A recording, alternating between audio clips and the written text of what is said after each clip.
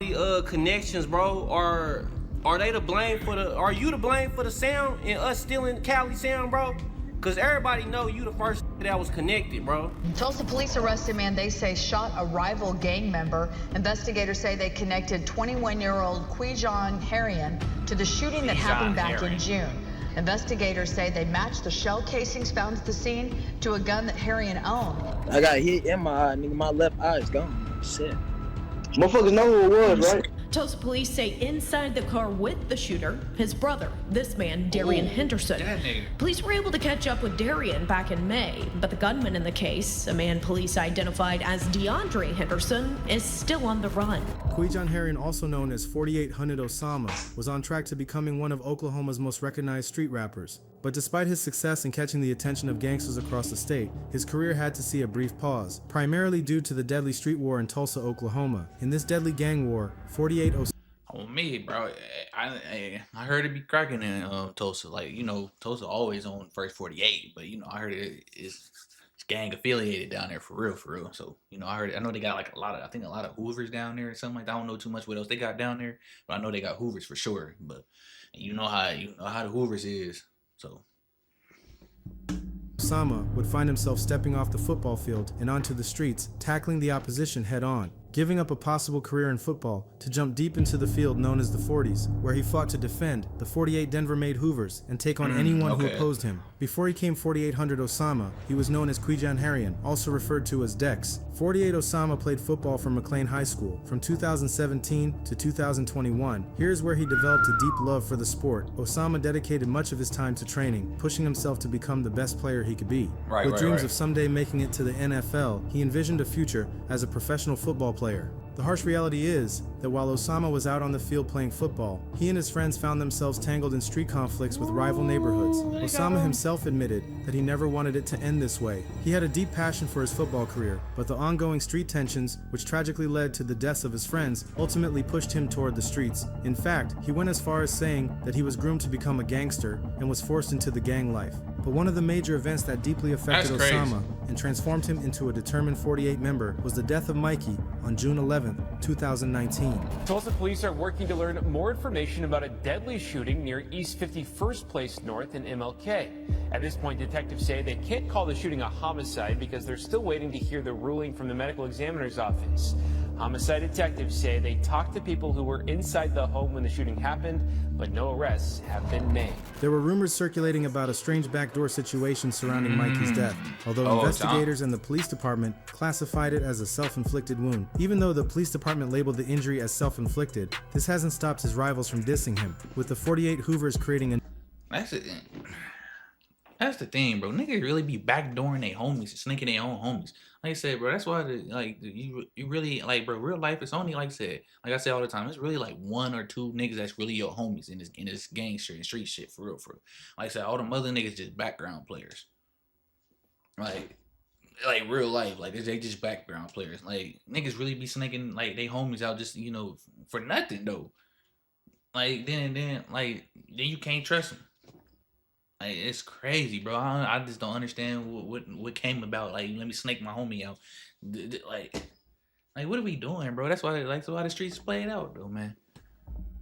Ain't no love and loyalty. Ain't never been. Which many credit to EBK Tootie for its formation. However, the history of the 48th gang is rumored to trace back to Pooh 8, who established it before his unfortunate crash out, which led to his passing. Pooh 8 is said to have taken the 48 Denver-made Hustle Gang and transformed them into Hoovers, with a blessing from the 57 Garrison Block Hoover Crips. But even before this, the 48 Denver-made gang always maintained ties to the Hoovers through Mikey's father and uncle, despite being a Black Flag gang at the time. The EBK movement was later adopted and established by Osama and Tootie, who brought California's Stockton flow into the Tulsa music scene, though Osama's sound was way different than this in the beginning, with 800 shots being proof of this. Nah, 800 shots come behind me, niggas. I love my spotters, bitch. Don't fuck with snakes, but I'm slamming, niggas. I'm tryna wipe the bitch. Don't shoot right when you timing, niggas. I'm tryna knock some shit. I ain't crashing out my young niggas. I'm tryna hype my gym. Respect, you know that's everything. And I love loyalty. Niggas that go. But what set them apart from others was their unique alliance with the EBK Nightingale Bloods and Crips, uniting members of these rival gangs under the same cause to kill everybody who goes against them. One might assume this gang is made up entirely of bloodthirsty serial killers. Wait, so is he saying, like, I know what he said, but like, How they align with EBK? I don't know, man. But when you examine their numbers, like just because they you begin EBK to don't mean understand they the align mentality with they've because adopted. EBK didn't With start over in 10 rival California. neighborhoods expanding throughout Tulsa, including the notorious Crips and Red Mob Bloods, it becomes clear why they were forced to adopt such a ruthless approach. This ongoing war between the 48 Denver gang and the Red Mob would escalate into a deadly confrontation, with one particular 48th affiliate, Darian Henderson, also known as Tricky, finding himself caught off guard. While Tricky was out in the streets, a Red Mob Blood member rolled up on him, pulling down the window and firing several shots. However, in a stroke of luck, Tricky tripped over a brick, and although he was struck in the eye, he survived, gaining a signature look as a result of the injury. Tricky managed to escape the situation, but Osama would also become embroiled in the conflict with the Red Mob Bloods, a topic I covered in my Hoover documentary, which I will now play. On June 14, 2020, 48 Osama was said to pull up to the Savannah Landing apartments. The Savannah Landing is historically a home for the Red Mob Blood set in the area. The Red Mob Blood set is known as the Five, the same gang that Osama was dissing in the snippet.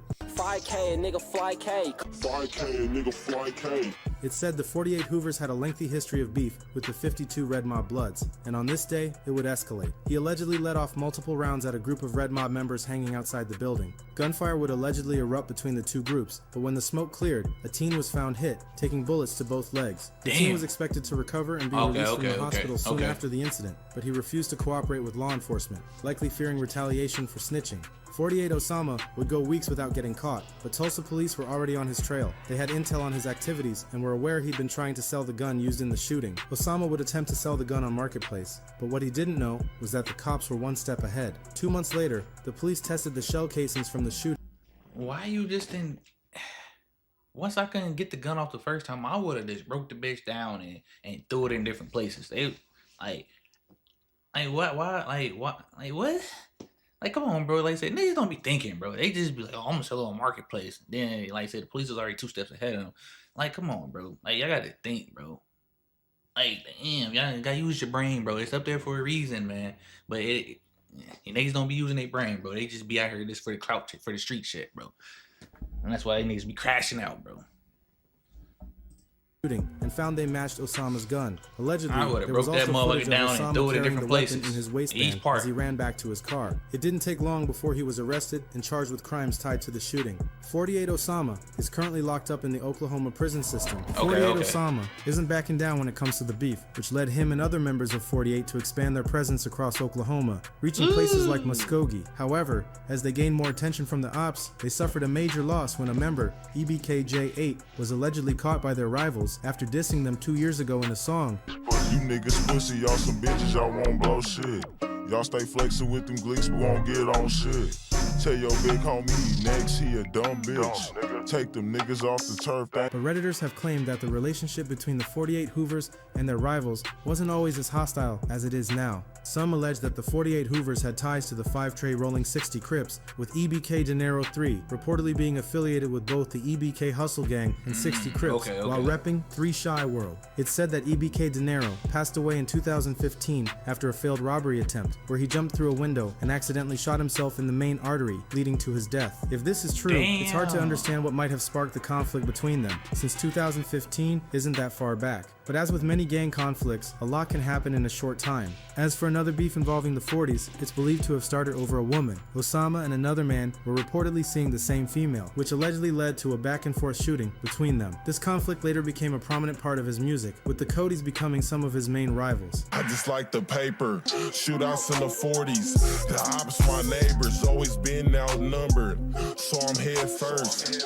Brother rolling Reggie up, he make my head hurt. It's hard to pinpoint exactly when Osama began rapping, as he was known for uploading and then deleting songs, making it difficult to trace the start of his music career. But one thing that remains clear is that his music revolves around tragedy, with much of his work reflecting themes of loss, conflict, and hardship. Despite currently being incarcerated and aligning with the Hoovers within the Oklahoma prison system, but even with this, his music continues to make waves. Even from behind bars, he hasn't slowed down, dissing his rivals and releasing older projects from 2021. He's even recording new material using his phone while locked up, proving that his dedication to music and the streets remains unmatched. 4800 Osama is far from a studio gangster and has the potential to make a real impact, changing the sound and influence in Tulsa. The big question now is, when will he step away from the streets to focus on his craft and prove to everyone that he can go from orange rags to money bags?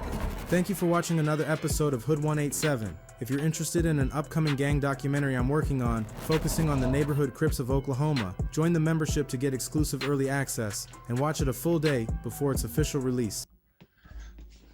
That's crazy. That was cool little video. You know, shout out to Hood 187 Reload. You know, for the video. Like I said, I knew Tulsa. You know, was cracking before. Like I said, they always on first 48, but I didn't know like how the gang politics stuff work. But that's crazy.